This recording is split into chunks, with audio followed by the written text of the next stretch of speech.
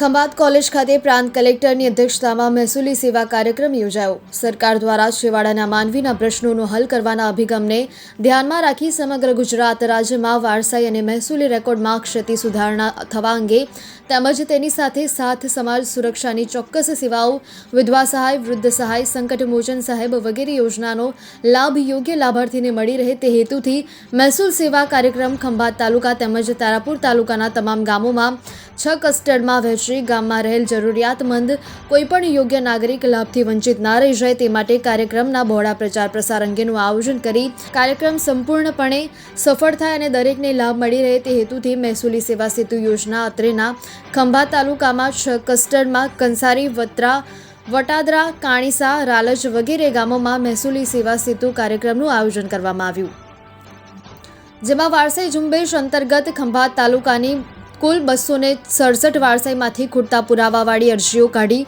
કુલ 22 જેટલી વારસાઈ પુરાવા સહિત ખંભાત મામલતદાર કચેરી ખાતે આપી જવા જણાવ્યું હતું।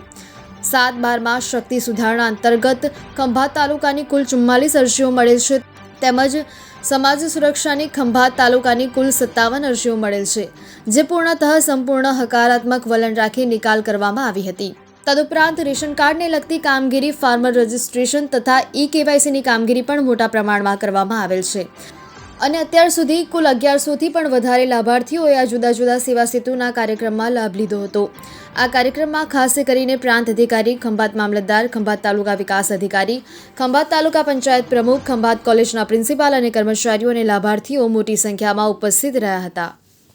આજે 24 ડિસેમ્બરના રોજ આપણે ગુડ ગવર્નન્સ વીક જે ઉજવાઈ રહ્યું છે તે નિમિત્તે કલેક્ટર આણંદનો જે ઇનિશિયેટિવ હતો મહેસૂલી સેવા સેતુનો, તેના અંતર્ગત ખંભાત અને તારાપુર બંને તાલુકાઓમાં 6 તબક્કાઓમાં મહેસૂલી સેવા સેતુ યોજવામાં આવ્યો હતો અને તેના જે લાભાર્થીઓ છે તેમને આજ રોજ અહીંયા એમના સર્ટિફિકેટ અને જે સહાય છે એમના રિલેટેડ જે ડોક્યુમેન્ટ છે એ આપવામાં આવ્યા છે। Thank you. કેટલા લાભાર્થીઓ છે? અલગ અલગ 6 સેવાઓ હતી। વારસાઈ છે, ક્ષતિ સુધારા છે, સમાજ સુરક્ષાની અન્ય યોજનાઓ છે, તેના અંતર્ગત 1000થી વધુ લાભાર્થીઓને આપણે લાભ આપવામાં આવ્યો છે।